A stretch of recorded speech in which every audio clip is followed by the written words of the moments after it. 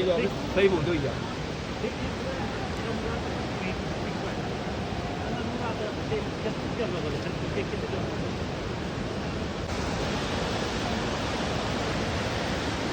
हाँ पड़कला ले ली।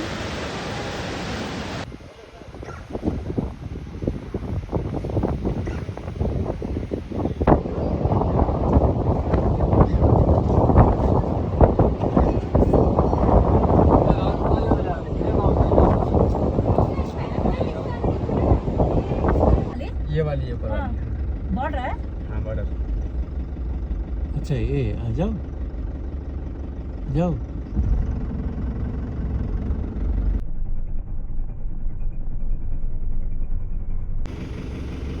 गाड़ी जाती है। नहीं पैदल। वसुधारा। मेरा नाम दिनेश सिंह बटवाल है। मैं सिमाना गांव का हूँ और यहाँ पे गाइड करता हूँ मैं। तो सर ये सामने गणेश गुफा है और यहाँ से 300 मीटर की 400 मीटर की ऊंचाई पे वो व्यास गुफा है, वेद व्यास। तो आज से 5333 ईसा पूर्व जब व्यास जी ने 17 पुराण 4 वेदों की रचना की तो उन्हें मन की शांति नहीं मिली उन्हें व्यास जी को। तो व्यास जी एक दिन चिंता में बैठे हुए थे, नारद मुनि ने दर्शन दिया और कहते हैं कि ब्रह्मा जी आह्वान कीजिए आप। व्यास मुनि ब्रह्मा जी का आह्वान करते हैं, ब्रह्मा जी प्रकट होते हैं और ब्रह्मा जी कहते हैं कि आप महाभारत की रचना कीजिए आप। तो व्यास जी कहते हैं कि मैं महाभारत की रचना कर दूंगा और उसमें तो 1 लाख से ज़्यादा श्लोक है, समय बहुत कम है, द्वापर युग आने वाला है, का अंतिम चरण है, मुझे ऐसे लेखक की आवश्यकता है जो लगातार नॉन स्टॉप लिखता रहे जो। तो ब्रह्मा जी कहते गणेश जी का आह्वान कीजिए, उनसे अच्छा लेखा वो ढूंढने से नहीं मिल सकता और दोनों से लिखते हैं और महाभारत गणेश जी ने दोनों से लिखी है। तो जब व्यास जी गणेश जी का आह्वान करते हैं तो गणेश जी उनसे शर्त रखते हैं। गणेश जी कहते हैं व्यास जी से जब तक आप लगातार बोलते रहोगे नॉन स्टॉप व्यास गुफा से मैं बैठ के लिखता रहूँगा। अगर आप बीच में थोड़ा क्षण भर के लिए बोलना बंद कर दिया तो मेरी लेखनी रुक जाएगी, तो मैं कह नहीं लिखूंगा मैं। तो व्यास में बहुत चतुर थे, व्यास जी भी शर्त रखते हैं। व्यास जी कहते हैं कि जो श्लोक बोलूँगा उसे सोच समझ के लिखना उसे। तो व्यास जी बीच में ऐसा कठिन श्लोक बोलते थे जिससे गणेश जी को सोचने समय लगता था उतने में नया श्लोक तैयार कर लेते थे। तो महाभारत ग्रंथ की रचना स्थान पे हुई है। वेद व्यास जी व्यास भाषा से मन बोलते हैं कि हमारे रचिता है और गणेश जी बैठ के लिखते लेखक हैं। और व्यास गुफा में बैठ के व्यास जी ने वेद लिखे।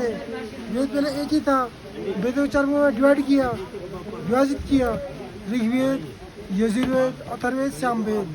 और उनके शिष्य थे व्यास जी के पैन, जैमिन, वैशंपायन, समंत मुनि, उन 4 वेदों में ज्ञान दिया उनको और 17 पुराण लिखा, महाभारत ग्रंथ की रचना की। तो महाभारत लिखने के बाद भी सेटिस्फाइड नहीं हुए, वो संतुष्ट नहीं हुए। उन्हें कलयुग की चिंता सताने लगी, कलयुग में भगवान का स्मरण कौन करेगा।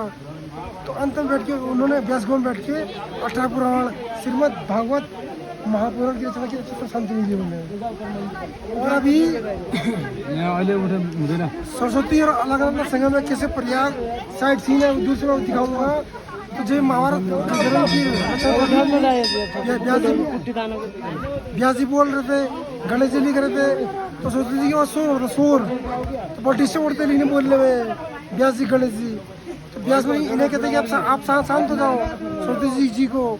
सरस्वती जी मानती नहीं है, तो व्यास में इनको श्राप देते हैं। श्राप कहते हैं कैसे पर संगम से तुम विलुप्त हो जाओगी, थोड़ा अस्तित्व समाप्त हो जाएगा। तो श्राप के कारण यहाँ से इसका नाम समाप्त हो जाता है, इससे आगे अलगंदा कहलाती है। और फिर ये केशव इलाहाबाद में प्रकट होती है, प्रयागराज में गंगा यमुना सरस्वती वो प्रकट होती है। और जब महाभारत जी समाप्त हुआ तो पांडव मोक्ष प्राप्त करने के लिए यहाँ से 28 किलोमीटर आगे स्वर्गारोहणी पर्वत पे जा रहे थे। 16 लोग जा रहे थे पांडव ना मोक्ष प्राप्त करने महाभारत युद्ध समाप्त होने के बाद। तो पांडवों ने बीच में बहुत नदी नाला को पार किया। सरस्वती नदी के किनारे पहुंचे पांडव, तो द्रौपदी सरस्वती का रौद्र रूप देख के डर गई, बहुत पानी गिरता हुआ सरस्वती उद्गम बहुत भयभीत हो गई, नदी क्रॉस नहीं कर पाई। तो भीम जी ने बहुत बड़ी शिला उठा के सरस्वती जी के ऊपर रखी, जो आजकल भीमपुर के नाम से प्रसिद्ध हुआ भीमपुर।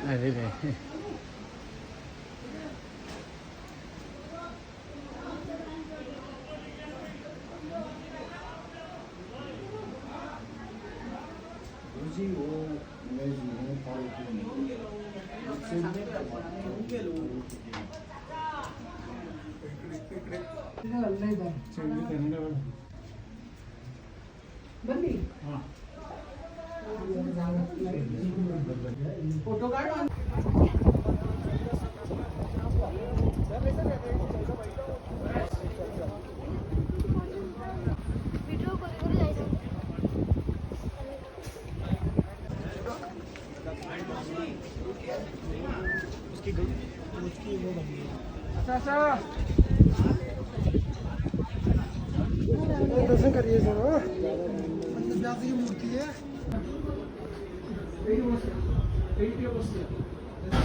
भीम पुल ना ब्रिज हाँ भीम जी ने बनाया उठा के रख दिया पूरा पुल का निर्माण किया भीम पुल सरस्वती टेम्पल मंदिर टेम्पल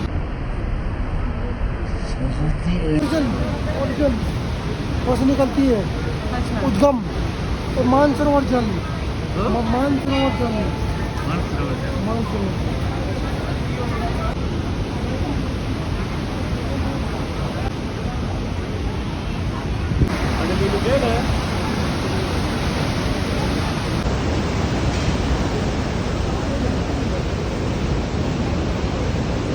ఇది భీమేశ్వర అంటే